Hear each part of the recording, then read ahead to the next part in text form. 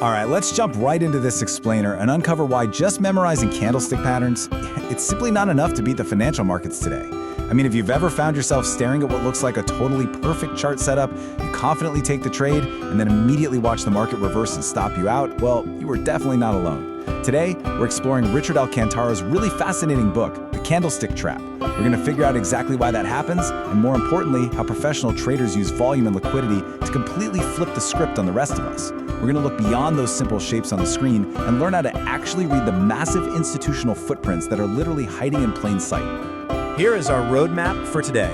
We'll start with the candlestick trap itself, look at how volume acts as a lie detector, break down the 4 specific volume states, dissect the anatomy of a shakeout, and then finally look at a mechanical framework to trade just like the smart money. Okay, part 1, the candlestick trap. Let's look at the harsh reality of retail trading. Get this, a whopping 70 to 80% of retail traders lose money in the markets. And here's the real kicker from Alcantara's research. The biggest obstacle to their success? It actually isn't poor technical analysis. Actually, scratch that. They know the shapes perfectly well. The real problem is poor execution. This overwhelming majority of traders are bleeding capital because of emotional decision-making, using way too much leverage, chasing prices without any regard for context, and, this is huge, placing their stop-loss orders at highly predictable levels. They're basically treating technical analysis like a toddler's game of matching shapes, and well, they're paying a steep price for it. This perfectly illustrates the grand divide we see playing out every single day. On one side, you have the retail trap. This relies heavily on pattern memorization, hunting for a specific shape while desperately fighting off emotions and dropping predictable stop losses. But on the other side, you have the institutional edge. And this is built entirely on reading the broader context, analyzing volume, and actively hunting for that retail liquidity. Think about it. They literally need your stop losses to fill their own massive orders. Which brings us to part 2, volume, the ultimate lie detector. To get on the right side of the trade, we have to fundamentally shift our perspective. As Alcantara points out, yes, candlesticks have been relevant for over 300 years, but we absolutely have to stop treating them like magic crystal balls. Instead, think of them as a visual record of an ongoing historical battlefield between buyers and sellers. Today's markets are completely dominated by smart money, so we've got to interpret these candlesticks alongside market structure and liquidity, not just as isolated magical signals. And to do this effectively, the book introduces the volume signature framework. Basically, you want to think of volume as the market's ultimate lie detector. See, institutions can easily hide their intentions in price movements, right? But they absolutely cannot hide their massive volume. So rather than just blindly trusting the shape of a candlestick, we use volume to reveal the true underlying conviction behind every single price movement. This framework is what allows us to distinguish a genuine market opportunity from a false signal that's just been designed to trap retail money. Moving into part 3, the 4 volume states. Let's learn how to actually read this lie detector. By applying standard volume spread analysis benchmarks, Alcantara classifies market setups into 4 distinct states. Now, quick note here, you don't necessarily need exact numerical percentages to define these. What you're really looking for are relative benchmarks, comparing current volume to recent historical volume. These 4 states are confirmation, divergence, climax, and apathy. By identifying which state the market is currently in, we can figure out exactly what the smart money is up to behind the scenes. Let's break these down one by one. First up is confirmation. Honestly, this is exactly what you want to see when you're entering a trade. This state happens when price movement and volume are perfectly in sync. For example, if a candlestick breaks through a key level, or maybe continues a strong trend, and it does so on high or increasing volume, that move is confirmed. That high volume is signaling strong conviction from the buyers or sellers. It essentially tells you, hey, the big players are actively backing this move, making it a highly reliable, genuine opportunity. Second is divergence. And listen up, because this is exactly where most retail traders get trapped. Divergence is a really dangerous mismatch between the candlestick's appearance and the volume behind it.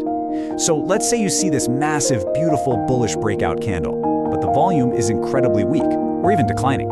That is a trap. The price might be moving, sure, but that lack of volume proves that professional traders just aren't participating. That means the move is entirely unreliable. Third, we have climax volume. Now, this state is characterized by extreme, ultra-high volume, and it very often signals either the exhaustion of a current trend or a massive institutional intervention. Think of your buying climaxes or selling climaxes. climax volume is literally the ultimate footprint on your chart.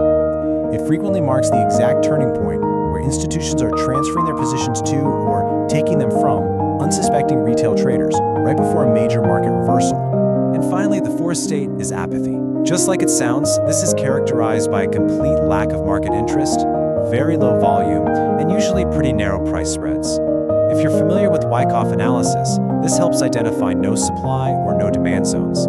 Apathy simply tells us, well, it's just not the right time to enter a trade because the smart money is completely sidelined. If the big players are taking a nap, you probably should be too. All right, let's put this into practice. Part 4, the anatomy of a shakeout, the ultimate retail trap.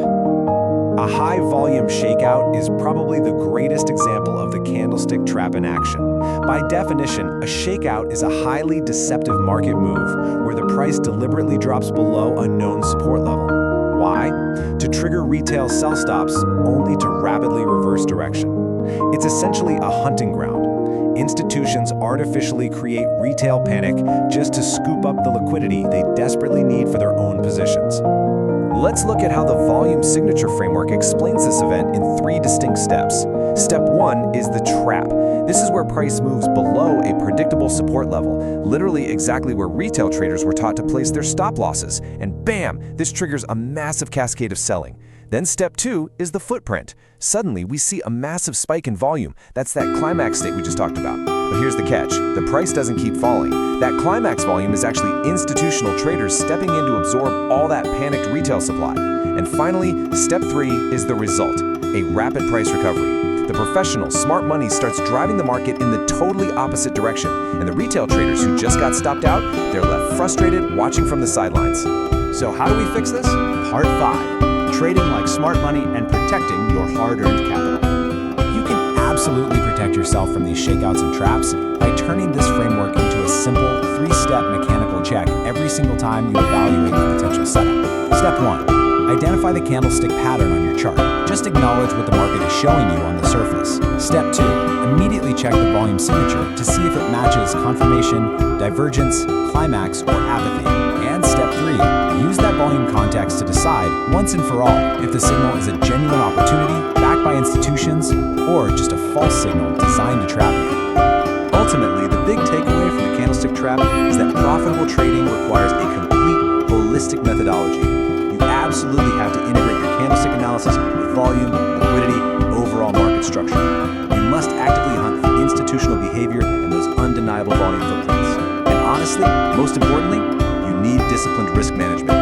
Stop placing your stop losses at those exact, highly predictable levels that institutions use as their personal liquidity pools. Replacing simple pattern memorization with deep contextual analysis really is your only true path to escaping the retail trap.